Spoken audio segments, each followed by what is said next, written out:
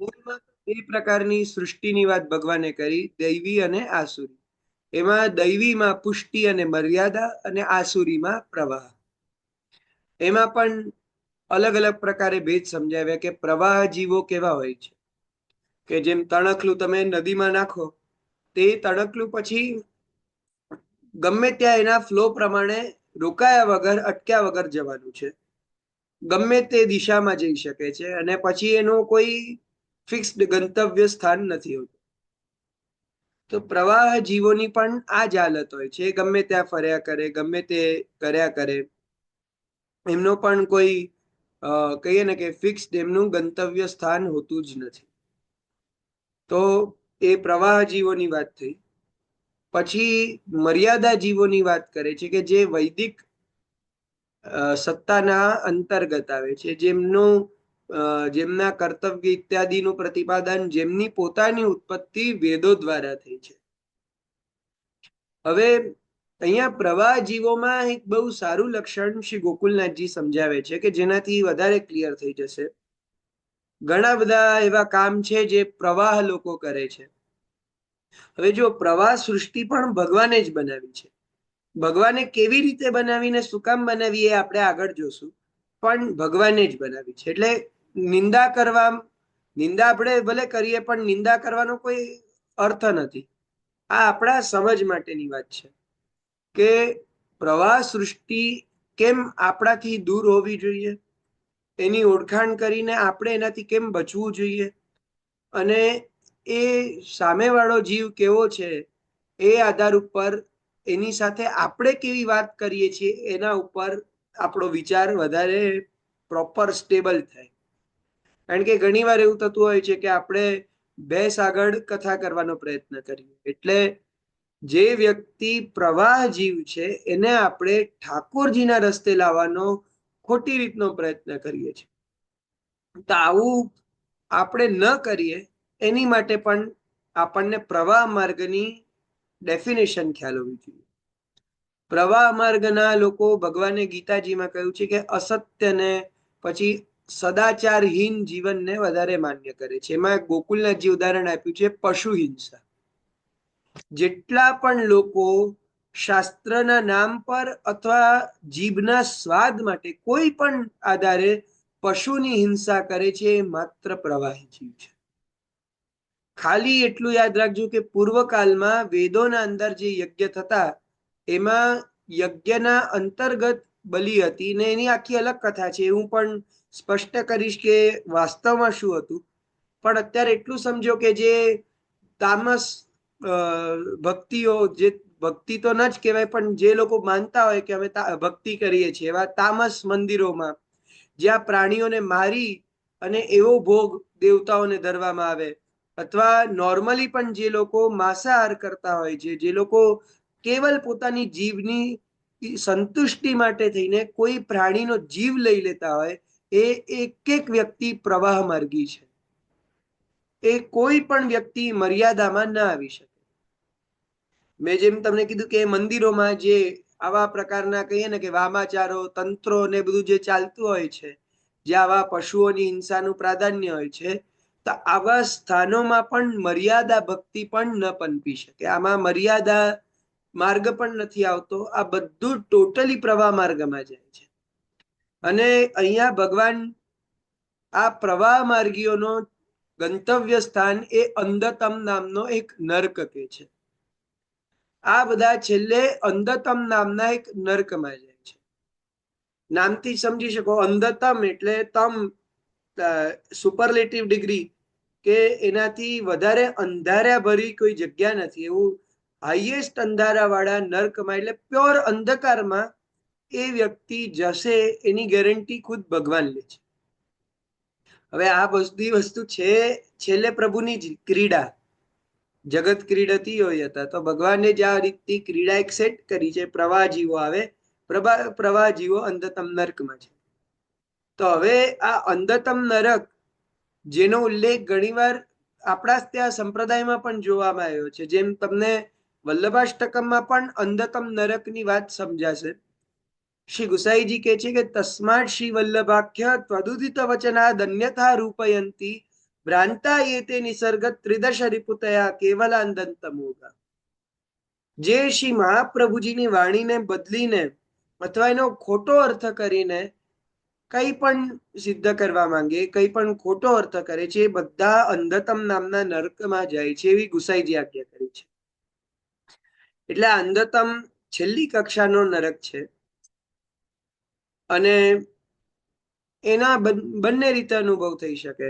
જેમ નરક અને સ્વર્ગ છે એ બંને બે પ્રકારના હોય છે. એક તમને સ્વર્ગના ઉદાહરણથી સમજાવું કે અગ્નિષ્ટોમ દ્વારા સ્વર્ગ પ્રાપ્ત થાય એવું એક શ્રુતિ વાક્ય છે. અગ્નિષ્ટોમ નામનો એક યજ્ઞ છે. એ યજ્ઞ કરો તો તમને સ્વર્ગની પ્રાપ્તિ થાય. હવે આ સ્વર્ગ પ્રાપ્તિમાં પણ બે પ્રકારના લોકોને બે પ્રકારના સ્વર્ગ મળે છે. જે સકામ ભાવથી યજ્ઞ કરે એવા લોકો. આપણે જોયું હતું ને કે મર્યાદા માર્ગમાં પણ બે જાતના લોકો છે, સકામ અને નિષ્કામ. હવે સકામ મર્યાદા માર્ગીય જ્યારે અગ્નિષ્ટોમ યજ્ઞ કરશે તેને સ્વર્ગ મેળવવું છે એટલા માટે કરશે. તો હવે એ સ્વર્ગ મેળવવા માટે કરેલું યજ્ઞ એમને સ્વર્ગમાં પહોંચાડશે, જે એક વાસ્તવમાં લોક છે. એક વાત યાદ રાખજો કે ઘણીવાર લોકોના મનમાં એવું આવે છે કે સ્વર્ગ નામના કોઈ લોક નથી, સ્વર્ગ તો ખાલી અહીંયા પૃથ્વી પર રહેતા જે સુખનો અનુભવ થાય એ જ સ્વર્ગ છે. તો આ ધારણા આપણા શાસ્ત્ર સંમત નથી. એટલું યાદ રાખજો કે જેટલા પ્રકારના સ્વર્ગ છે એના ઉલ્લેખ આપણને શાસ્ત્રમાં મળે છે.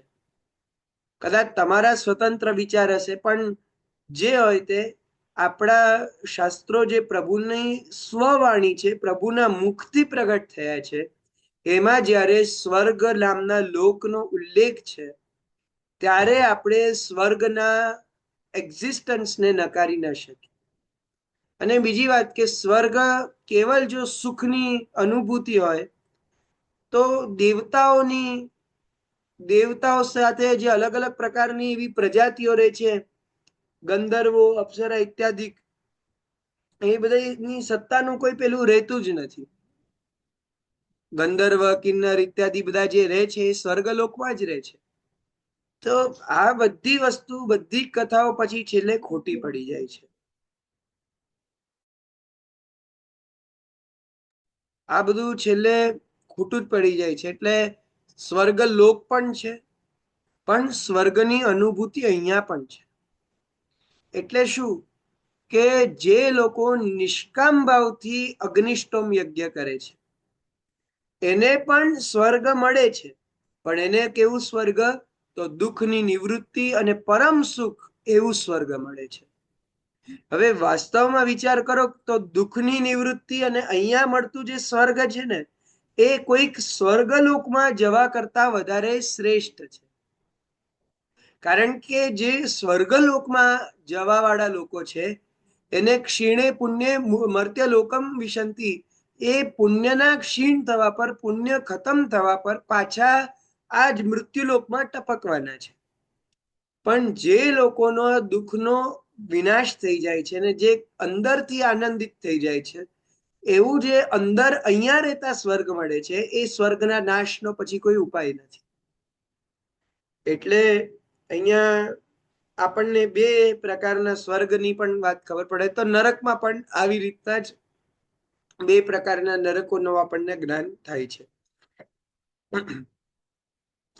તો આવી રીતના આપણને પ્રવાહ માર્ગ વિશે ખ્યાલ આવ્યો. હવે મર્યાદા માર્ગ જોઈએ તો વેદોનું અનુસરણ કરવું, વેદની વિધિ પ્રમાણે જ ચાલવું, દેવતાનું આવાહન, દેવતાનું સ્થાપન, દેવતાની વિધિ પ્રમાણે જ અર્ચના, એમાં કોઈ પણ મનમાં ઈચ્છા થઈ, કોઈ પણ જાતનો એવો વધારો કરવાની ઈચ્છા થઈ કે કોઈ ઘટાડો કરવાની ઈચ્છા થઈ ગઈ તો એ જ્યારે અલાઉડ નથી.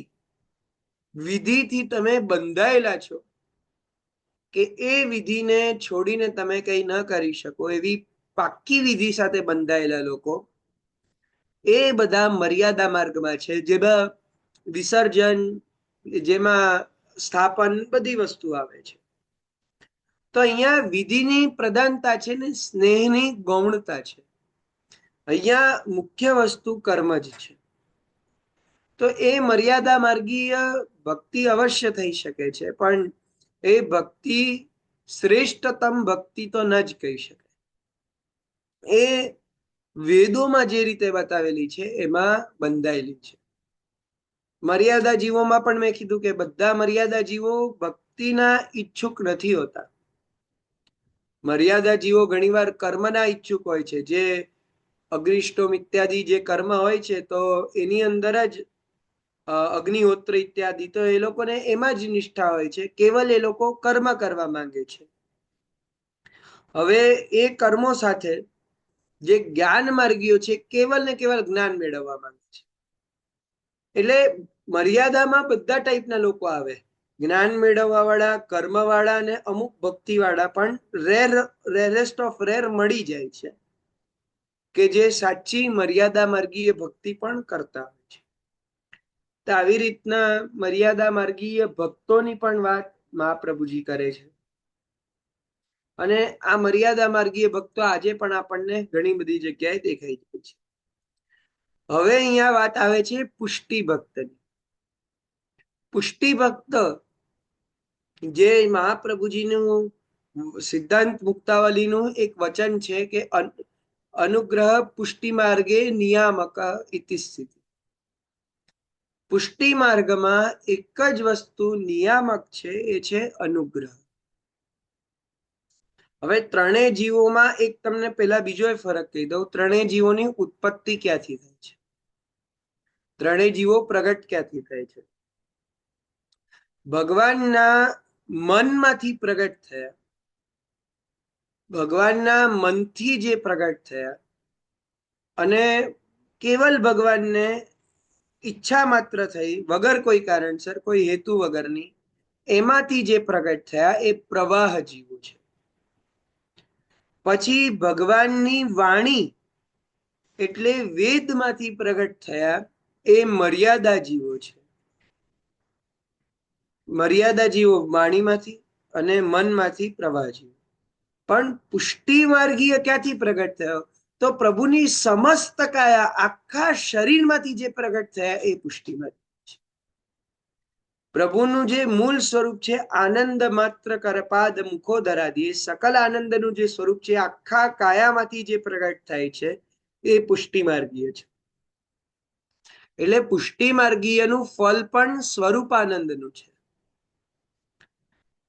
પુષ્ટિ માર્ગીયને બીજા કોઈ પણ મોક્ષ કરતા વધારે પ્રભુના સ્વરૂપાનંદમાં વિશેષ આસક્તિ હશે. જો હવે આ પ્રભુનો સ્વરૂપાનંદ એટલે પ્રભુની ભક્તિ, અને એક આવે છે મોક્ષ મેળવવો એટલે બ્રહ્માનંદ.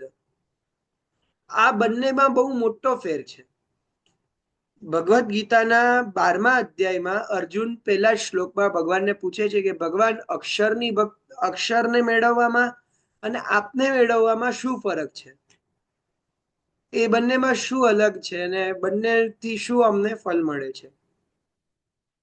તેમાં ભગવાન અક્ષરને પ્રાપ્ત કરવા વાળાને જ્ઞાન માર્ગી બતાવે છે કે જે છેવટે જ્ઞાન માર્ગને પ્રાપ્ત કરીને અક્ષરમાં લીન થાય છે. જ્યારે પોતાને પુરુષોત્તમ બતાવીને ભગવાન કહે છે કે મારી ભક્તિ કરવા પર હું એને પોતે મળું છું.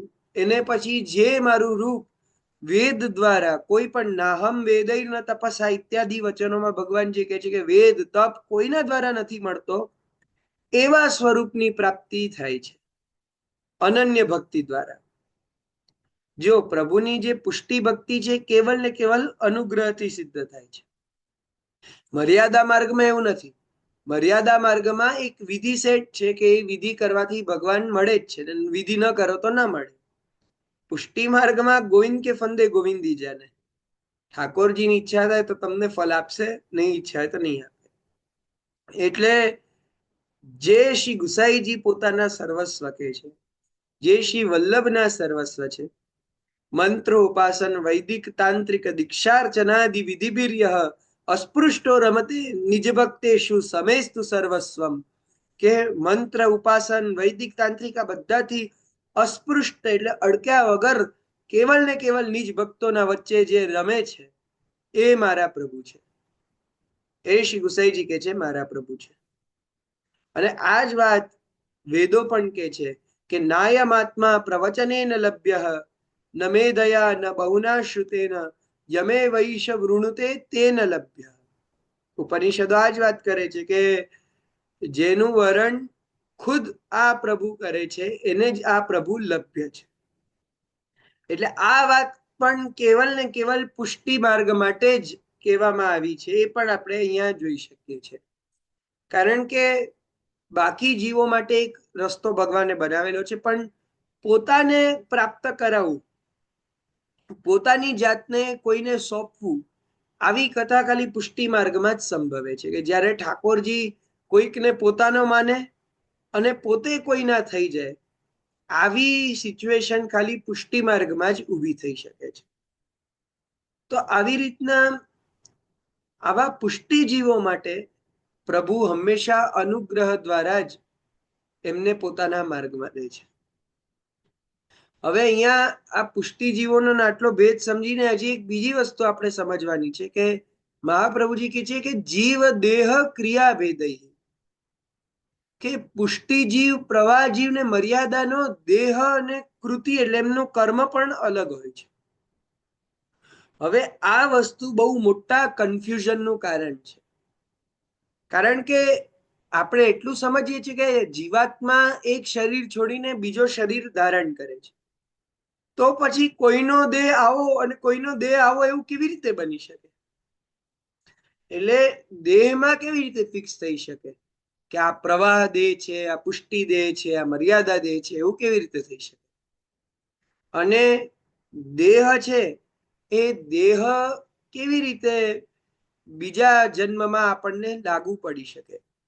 તો અહીંયા એનું સ્પષ્ટીકરણ શ્રી ગોકુલનાથજી આપણને આપવા જઈ રહ્યા છે. ગોકુલનાથજી આમાં બે અર્થ બતાવે છે. પહેલો અર્થ કે આપણે જે રીતના જીવ પ્રભુ દ્વારા ડિસાઈડ કરવામાં આવ્યા છે, આપણા એ જીવને ઉપયોગી દેહ જ પ્રભુ આપણને પ્રાપ્ત કરાવે છે. આ યાદ રાખજો. આ દેહની અંદર જે આપણા દેહનું સ્ટ્રક્ચર છે, શરીરનું, દેહનું, આમ તો શરીર ન વાપરતા શબ્દ દેહ જ શબ્દ વાપરીએ, તે દેહનું જે સ્ટ્રક્ચર છે એ દરેક જીવને પોતાના કર્મ માટે પ્રભુ એ જ રીતના પ્રદાન કરે છે.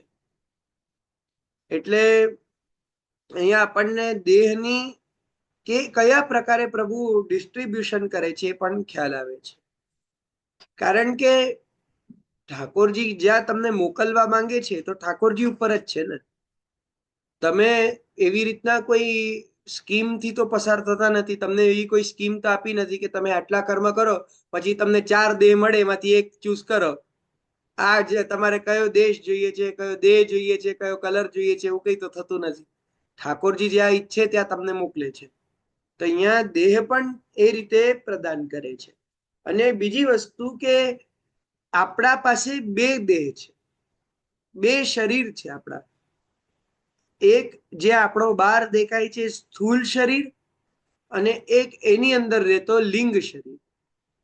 જે આપણો આ સ્થૂલ શરીર છે, જે આપણને બહારથી દેખાય છે, એ ખતમ થાય છે, એ નષ્ટ થાય છે. પણ અંદરનો જે લિંગ શરીર છે એની કથા અલગ છે. એટલે આપણે જ્યારે મરીએ છીએ ત્યારે આપણા લિંગ શરીરને લઈને આપણે સાથે જઈએ છીએ. એ લિંગ શરીર એક અંગૂઠા જેટલો હોય છે, અને કર્મના જે હિસાબ હોય છે એ લિંગ શરીરને જ લાગુ પડે છે. એ વસ્તુ યાદ રાખજો કે જીવાત્માને નર્કની યાતના નથી થતી ને સ્વર્ગના ભોગ પણ જીવાત્મા નથી ભોગવી શકતી. આ બધા અનુભવો આપણને લિંગ શરીરના કારણે થાય છે. એ જ લિંગ શરીર જ્યારે આપણા સમસ્ત પાપ અને પુણ્યના હિસાબ ખતમ થઈ જાય છે ત્યારે મુક્તિના સમયે નાશ પામે છે. અને પછી મુક્તિ મળતી વખતે આપણો જીવાત્મા એકલો હોય છે, લિંગ શરીર નથી હોતું. ત્યાર સુધી જેટલા જન્મો હોય છે એમાં આપણું લિંગ શરીર તો એનું એ જ હોય છે. એટલે આપણા દરેક જન્મના કર્મો આપણી સાથે બંધાયેલા રહે છે. કારણ કે વિચાર કરો કે જીવાત્મા તો કર્મથી અલગ છે ને. જીવાત્મા તો જીવાત્મા છે ને, આત્મા તો બ્રહ્મનો અંશ છે, પરંતુ અહીં આ બધા ભોગ ભોગવે છે કોણ?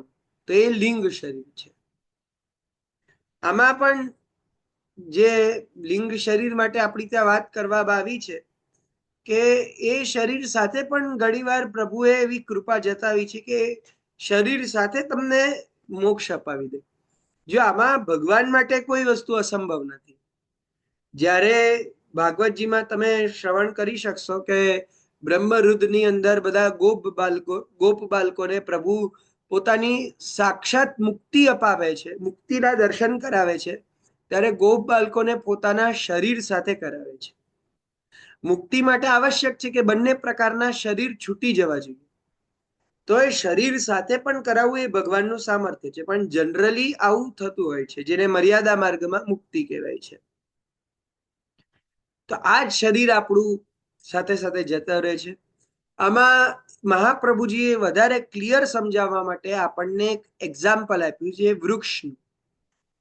સમજી લો કે તમારું શરીર એ વૃક્ષ છે.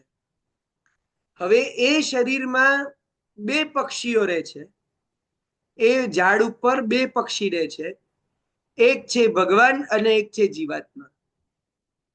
અને એ ઝાડ ઉપર લાગેલા જે ફળ છે એ જીવાત્મા ખાય છે. એ ઝાડના અંદર જે એને પોતાનો ઘોંસલો બનાવ્યો છે, એને જે પોતાનું નેસ્ટ બનાવ્યું છે, એ આપણું જીવાત્માનું હૃદય છે, કે જેમાં પરમાત્મા અંતર્યામી સ્વરૂપે અને જીવાત્મા બંને સાથે વસે છે. આમાં જીવાત્માનું કામ શું? કે ઝાડમાં લાગેલા ફળ ખાવાનું. એટલે હવે ઝાડમાં કડવા ફળ લાગે કે મીઠા ફળ લાગે, એને એ જ ખાવા પડશે, એની પાસે બીજું કોઈ ઓપ્શન નથી. પણ જે અંતર્યામી એટલે પરમાત્મા છે, એ કેવલ દર્શક છે. પરમાત્મા ખાલી બેસીને જોવે છે કે આ શું ચાલે છે. એ જ બધો હિસાબ રાખે છે કે તમે શું કરો છો. એટલે અંદરથી જે પ્રભુ આપણને આપણા દરેક કર્મ જુએ છે, એ આ અંતર્યામી પ્રભુ આપણા હૃદયમાં બિરાજે છે. તો આવી રીતના એ આપણો જે જીવાત્મા છે, એ પછી આપણો દેહ અને એ પ્રમાણે આપણા કર્મ, આ ત્રણેય આપણને, બાકી તો પ્રવાહ અને ફલ પણ છે, પણ આ બધું મળીને આપણને ડિફરન્ટ બનાવે છે, આપણાથી અલગ બે માર્ગોથી. એટલે પુષ્ટિ માર્ગને મર્યાદાને પ્રવાહથી, પ્રવાહને મર્યાદા પુષ્ટિથી, અને મર્યાદાને પુષ્ટિ પ્રવાહથી. અને ત્રણેય માર્ગોમાં ગોકુલનાથજી બહુ ચોખવટ કરે છે કે ઘણા બધા લોકોને એવું થાય છે કે ત્રણેય માર્ગનું છેલ્લું ફળ તો ભક્તિ જ છે. ઘણા લોકો અત્યારના સમયમાં કેટલાક વિચારે છે કે નહીં મને ખ્યાલ નથી, પણ એ સમયમાં ઘણાની એવી માન્યતા હશે કે ભાઈ તમે પ્રવાહ માર્ગમાં જન્મો, મર્યાદામાં જન્મો, પુષ્ટિમાં જન્મો, પણ છેવટે તમારે ભક્તિ જ મેળવવાની છે. તો આ વસ્તુને અહીંયા આપણી ત્યાં સ્વીકારવામાં નથી આવ્યું. ભક્તિ તો ખાલી પુષ્ટિમાં જ સંભવ છે, મર્યાદામાં અમુક અંશે સંભવ છે, અને પ્રવાહમાં અસંભવ છે. કારણ કે ગીતાજીમાં ભગવાન કહે છે કે આ જીવો મને જાણી જ નથી શકતા. જ્યારે ભગવાનને જાણતા જ નથી ત્યારે ભક્તિ કરવાની તો શું વાત રહી. એટલે આજે એવા હજારો પ્રવાહી જીવો આપણે જોઈ શકીએ છીએ. તો આ બધા જે પ્રવાહી જીવો છે એ પણ ભગવાનના જ બનાવેલા સૃષ્ટિનો ભાગ છે, અને એ પોતે એ સૃષ્ટિમાં ભગવાનની આજ્ઞાથી જ રહે છે. તો આ આખું સિસ્ટમ પુષ્ટિ, પ્રવાહ, મર્યાદાનું આપણને જોવા મળ્યું છે. ત્રણેયના ફળ જુદા છે. પ્રવાહનું ફળ એ સંસારમાં, જગતમાં ભટકી